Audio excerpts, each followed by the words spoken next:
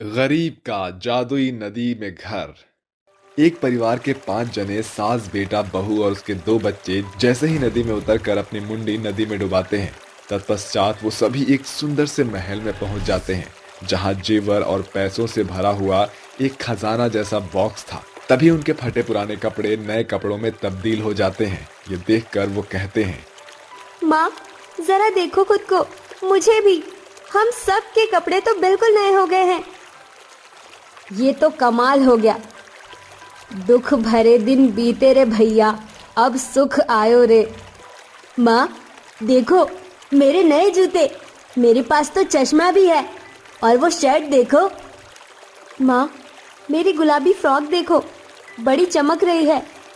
अरे मेरी साड़ी तो और भी बढ़िया है, और बहू महल भी बहुत बढ़िया है, इतने सारे जेवर भी हैं। आजा बहू, इन्हें पहनकर मजे करते हैं। हाँ माँ जी। मुझे तो नोटों की गड्डी से सजा बिस्तर दिख रहा है। मैं जा रहा हूँ इन पर सोने, आराम से फैल के लेटूंगा। ये कहते ही रंजन नोटों से सजे बिस्तर पर आराम करता है। वहीं घर के बाकी सदस्य अपने मनपसंद के शौक पूरे करते हैं। आखिर ये गरीब परिवार एकदम से इतना मालामाल कैसे हो गया, और ये एक पानी के अंदर बने महल में बिना सांस लिए कैसे रह रहे थे? इस विचित्र दृश्य का पूरा सच क्या है, ये जानने के लिए हमें कहानी में कुछ समय पीछे जाना होगा। एक वक्त की बात है। नदी किनारे रंजन अपनी पत्नी पत्रा, माँ संगीता और 2 बच्चे किंजल और मानव के साथ मिट्टी के बने कच्चे घर में रहते थे। कमाई का जरिया नहीं था और खाने के लिए 5-5 पेट थे। अरे पत्रा, जल्दी कपड़े धो लो, लगता है बारिश आने वाली है। हाँ, मौसम तो बड़ा खराब है, तुझे ज्यादा ध्यान देना चाहिए। तेरा मिट्टी का घर है, हर बारिश और बाढ़ में तेरा घर ढह जाता है। अरे चिंता मत कर, इस बार मैंने घर के छत पर पन्नी डाल दी है, तो हमें ज्यादा परेशानी नहीं होगी। हमेशा हर बार मेरा मिट्टी का घर ढह जाता है। ठीक है। सुमन और पत्रा कपड़े धोकर वहां एक डंडे से बंधी रस्सी पर सुखा देते हैं। चूल्हे पर खाना बनाकर पत्रा सबको खाना परोसती है। तभी रंजन कहता है, पत्रा, तुमने अचार से रोटी क्यों दी है? सब्जी दाल कुछ नहीं बनाया क्या? अजी सब्जी नहीं थी, इसीलिए शुक्र कीजिए, अचार इतना बचा हुआ था। अब खाने में कुछ भी नहीं है। एक रोटी दे दो माँ। मुझे भी माँ एक रोटी चाहिए। बेटा, एक ही रोटी है, कैसे खाओगी? अरे इतना क्यों सोच रही है, दोनों बच्चों को आधी आधी रोटी दे दे। अभी बांटना नहीं सीखेंगे तो कब सीखेंगे? अरे हाँ दादी, ये तो बहुत अच्छा आइडिया है। आप फिक्र मत कीजिए, हम दोनों भाई बहन मिलकर ही खाएंगे। हाँ मेरी बहन। इस तरह सभी मिलजुल कर एक साथ खाना खा लेते हैं। तभी बाहर बहुत ज्यादा तूफान आ जाता है। पास की नदी से धीरे धीरे बाढ़ उनके घर की तरफ आ रही होती है। ये बात बताने सुमन आती है और घबरा कर कहती है, पत्रा भाई साहब, जल्दी से चलिए, अपना सामान बांध लीजिए, फिर से बाढ़ आने वाली है। बाहर मौसम बहुत खराब है, जल्दी यहाँ से निकलिए। हाँ हाँ, मैं करती हूँ। अरे गजब हो गया बहू, जल्दी से निकल, सामान बांध ले। बच्चों, तुम मेरे साथ निकलो। अम्मा जी, आप मेरे साथ चलिए, जल्दी आइए। ये सुनकर सब हड़बड़ी में सामान लेकर बाहर निकलते हैं कि उनके मिट्टी का बना घर बाढ़ में ढह जाता है। सभी अपनी जान बचाकर एक पेड़ के नीचे आकर बैठ जाते हैं। 2 घंटे बाद बाढ़ का तूफान चला जाता है, जिससे आसपास काफी तहस नहस मच जाता है। ये सब देखकर रोते हुए पत्रा कहती है, हे भगवान, हमने ऐसा क्या किया है जो आप हर बार हमारे सब्र का इम्तिहान लेते हो? अरे इससे पहले भी आपने 5 सालों में 4 बार बाढ़ से हमारे घंटों की मेहनत से तैयार की मिट्टी के घर को पलक झपकते ही बर्बाद कर दिया। पता नहीं हम गरीबों की किस्मत में क्या लिखा है।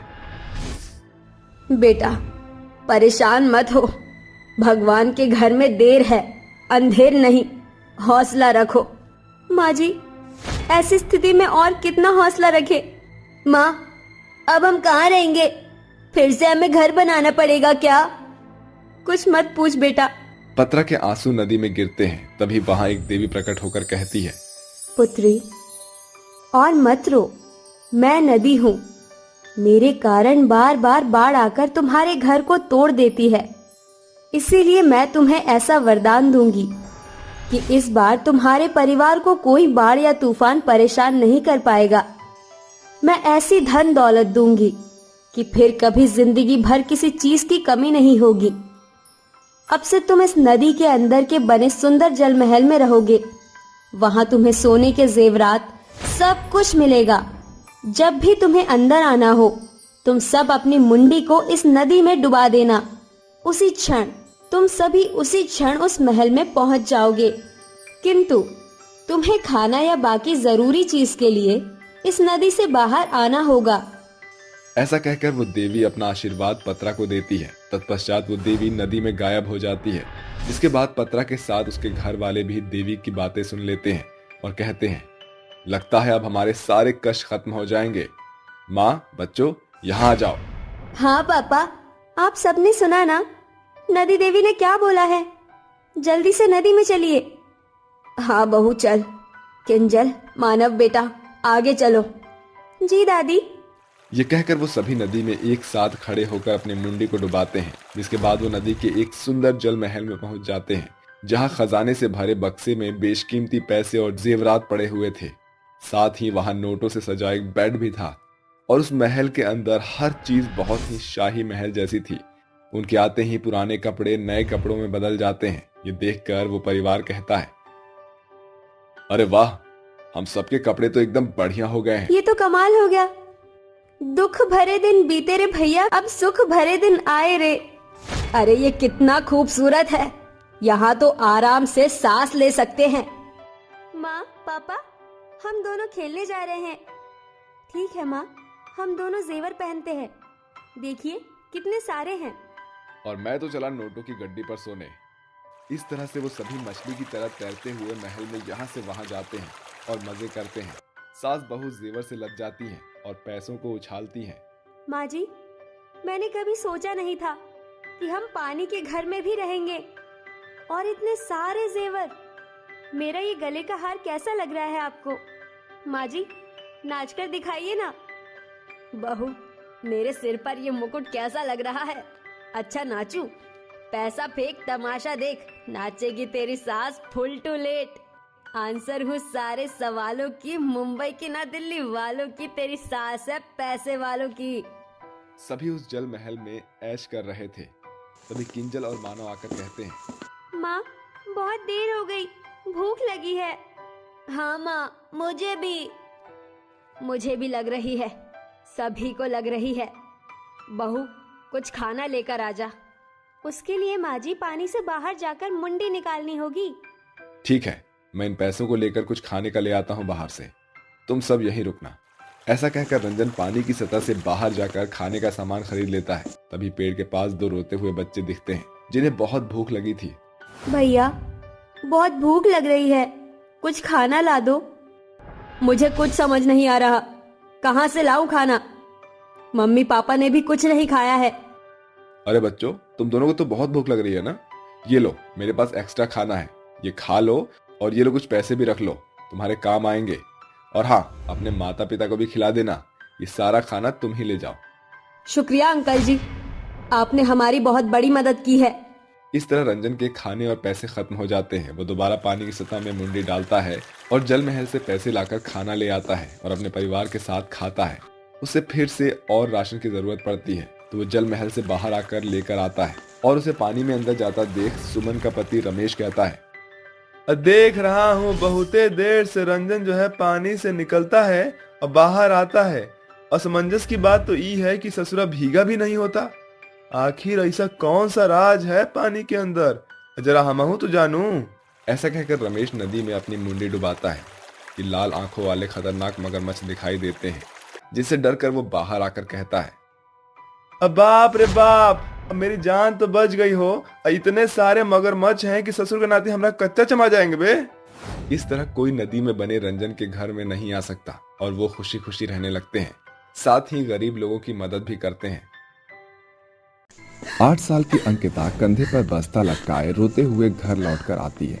उसकी आंखों में ठहरे हुए आंसू देखकर झिलमिल अपनी सिलाई मशीन रोकते हुए बोलती है, अंकिता, मेरी प्यारी बहन, तुम रो क्यों रही हो और इतनी जल्दी स्कूल से घर क्यों चली आई? दीदी, मास्टर जी ने मुझे धक्के मारकर कक्षा से बाहर निकाल दिया क्योंकि स्कूल की फीस नहीं भरी गई। दीदी, क्या गरीब बच्चों को बड़े स्कूल में पढ़ने की इजाजत नहीं है? क्या अब मैं कभी स्कूल नहीं जा पाऊंगी? अपनी छोटी बहन की ऐसी बातें सुनकर झिलमिल की हिम्मत तिनकों की तरह टूट कर बिखर जाती है। तभी वो खुद को संभालते हुए बोलती है, अंकिता मत रो मेरी बहन, तुम स्कूल जरूर जाओगी। मैं ग्राहकों के घर जा रही हूँ पैसे मांगने, ठीक है? ये कहकर झिलमिल शर्मिला के घर आती है। शर्मिला मौसी, मुझे कुछ पैसे की मदद चाहिए। मेरी छोटी बहन के स्कूल की फीस भरनी है। मुझ गरीब अनाथ बहन की मदद कीजिए, आपकी बड़ी मेहरबानी होगी। बदले में मैं आपके कपड़े सिलकर उसे चुका दूंगी। अरे झिलमिल, पैसे क्या पेड़ पर उगते हैं जो झट से हाथ बढ़ाया और फट से तोड़ लिया? मैं तेरी कोई मदद नहीं कर सकती। फिर तुम दोनों ठहरी अनाथ गरीब बहनें। कभी ना कभी तो महंगे स्कूल में पढ़ने का शौक छोड़ना ही था। मेरी मान तो अपनी बहन को गांव के सरकारी स्कूल में दाखिला दिला दे। जय राम जी की। स्वार्थी शर्मिला झिलमिल को गरीबी की गुत्थी में उलझाकर अपने हाथ खड़े कर देती है। झिलमिल दुखी होकर गांव से कुछ दूरी पर बसे झरने के पास आकर बैठ जाती है और आंसू बहाते हुए बोलती है, ये झरना कितनी शांति के साथ बह रहा है। ये अपनी मीठी पानी से पंछी पखेरों की मदद करता है। दुनिया के इंसानों को इस झरने से सीखने की ज़रूरत है, क्योंकि वो दुख देखते ही अपना पल्ला झाड़ लेते हैं। जानते हो झरने, जब भी मुझ गरीब दर्जी की ज़िंदगी का दुख उफनते हुए उथल पुथल मचाने लगता है, तुम्हें यूँ बहता देखकर मुझ अनाथ बहन को हियाब होता है। झिलमिल काफी देर तक झरने से बात करने के बाद शाम ढलते ही घर चली आती है। 2 दिन बाद स्कूल से अंकिता का नाम कट जाता है, जिसके बाद झिलमिल अपनी बहन को गांव के खैराती स्कूल में दाखिला दिलाते हुए बोलती है, अंकिता, अपनी दीदी को माफ कर देना। तुम्हारी गरीब दर्जी दीदी के पास इतने पैसे नहीं जो वो तुम्हें बड़े स्कूल में पढ़ाए। अब से तुम्हें यही दिल लगाकर पढ़ना होगा। आप रो मत दीदी। माँ बाबूजी के भगवान के पास चले जाने के बाद आप अकेले ही मेरा पेट भरती हो। मेरे लिए यही बहुत है। दोनों बहनें अपने अपने हिस्से की कटनी को काटती है। समय बीतता जाता है, जहां एक और अंकिता रात को गरीबी मिटाने के लिए आंखें गड़ाए रात के अंधेरे में घंटों पढ़ाई करती थी। वहीं बड़ी दर्जी बहन दिन भर दोहरी मेहनत करती। देखते ही देखते 12 साल बीत गए। दोनों बहनें बड़ी हो गई। एक शाम जब दोनों बहनें बाजार जा रही होती हैं, तभी गांव की 2 औरतें शर्मिला और रमीला अनाथ बहनों पर ताना कसते हुए कहती हैं, देख रही हो रमीला, आज फिर दोनों बहनें शाम ढलने के बाद बाजार जा रही हैं। अरे अनाथ बहनों का भला क्या भरोसा शर्मिला, बाजार जा रही है कि अंधेरे का फायदा उठाकर मुंह काला करने जा रही है। वैसे भी इनके आगे पीछे है ही कौन इन पर रोक टोक करने को। इनकी उम्र की हमारी बेटियां बाल बच्चेदार हो गई है, मगर इन बहनों का घर अभी नहीं बसा। गांव जमाने की ताने बाने सुनकर गरीब बहनें घर चली आती हैं। अगली सुबह झिलमिल झरने के पास आकर अपनी आंखों में ठहरे आंसू बहाते हुए बोलती है, झरने, ये गांव हम अनाथ बहनों का बैरी बन बैठा है। इससे पहले कि मेरी छोटी बहन पर कोई कीचड़ छिटके, मैं उसकी शादी कर दूंगी। झिलमिल अंकिता की शादी के लिए रिश्ते तलाशने लगती है, जो रामलाल के बेटे से तय होती है। देखो बेटी, जो कि तुम लड़की की बड़ी बहन हो, तो सुनो, मेरा इकलौता बेटा है, तो जाहिर सी बात है कि दहेज तो चाहिए ही होगा, है ना? 2 लाख रुपए कैश, 1 तोले का चैन, अंगूठी और बारातियों का स्वागत सत्कार कर देना। बाकी साथ सामान तो तुम दोगी ही, हैं? दहेज की बड़ी रकम सुनकर झिलमिल के पांव पीछे होने लगते हैं। तभी उसकी आंखों के आगे गांव गढ़ के तानों बानों की छवि उभर आती है और वो रामलाल की सारी शर्त स्वीकार कर लेती है। शादी में कुछ ही दिन बचे हुए हैं, इसीलिए मैं शादी की तैयारी लहंगा सिलकर शुरू करूंगी। झिलमिल सिलाई मशीन पर लहंगे सिल ही रही थी कि बरसों पुराने सिलाई मशीन ने उसका साथ छोड़ दिया। गरीबी में झुंझलाई हुई झिलमिल के मन को घनघोर चिंता घेर लेते हैं, जिसे लिए वो झरने के पास आती है। जानते हो झरने, आज मुझ गरीब का सालों से साथ चल रहा सहारा भी छिन गया। मेरी बहन अब क्या पहनेगी? मैं इस गरीबी से उकता गई हूँ। मैं जीना नहीं चाहती, मुझे खुद में संभालो।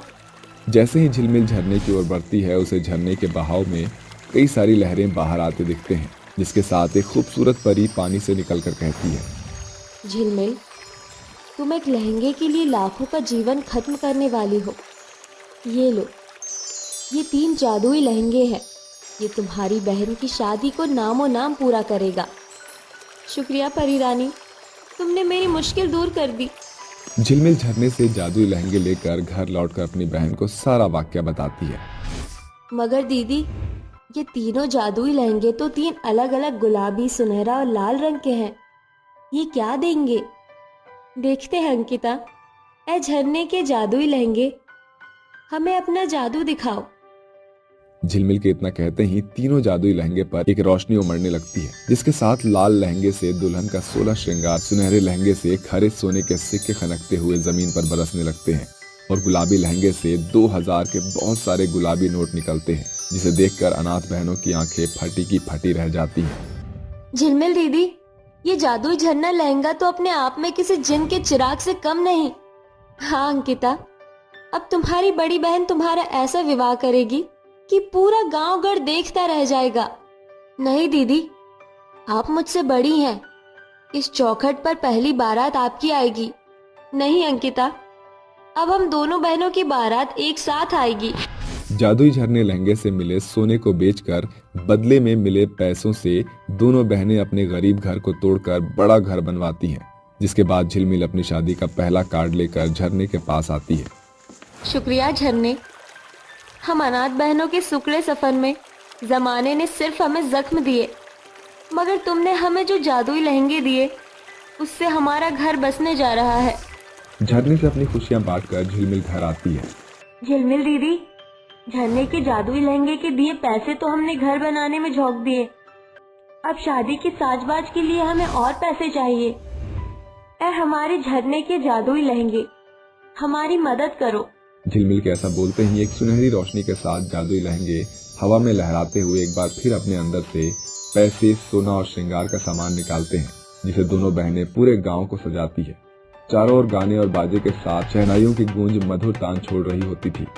वहीं हलवाइयों के हाथों से बनाए जा रहे पकवानों की खुशबू शादी के सुनहरे बेले पर घुल मिल रही थी। जिसके बाद झिलमिल सुनहरा लहंगा तो वहीं अंकिता लाल लहंगा पहनकर सर से पांव तक 16 श्रृंगार में सज धज कर एक दूसरे की बड़ाई करते हुए कहती हैं, दीदी, इस जादुई सुनहरे लहंगे से आप कितनी सुंदर लग रही हैं। आपकी खूबसूरती जैसे खिल उठी है। अरे अरे, मुझसे सुंदर तो तू लग रही है, मेरी छोटी बहन। इस लाल लहंगे में तेरी सुंदरता एकदम भोर के तारे और शारोन के गुलाब जैसे जाग उठी है। अनाथ बहनों की शादी के उस रात उनके झरने से निकले जादुई लहंगे की चमचमाहट चारों ओर चांदनी के जैसे छिटकी हुई थी। सभी की नजरें उनकी जादुई लहंगे की टिमटिमाहट पर ऐसी टिकी थी कि हटने का नाम ही नहीं ले रही थी। जिसके बाद कल की गरीब अनाथ बहनें आज अपनी गृहस्थी में खुशी से जिंदगी बिता रही थी, मगर आज भी झरने और उसके जादुई लहंगे का उपकार उनके जहन में जिंदा है। आज भी वो अक्सर गरीब लड़कियों को झरने से शादी का जादुई लहंगा भेंट में देकर उनके दामन को खुशियों से भरते हुए दिखाई देती हैं।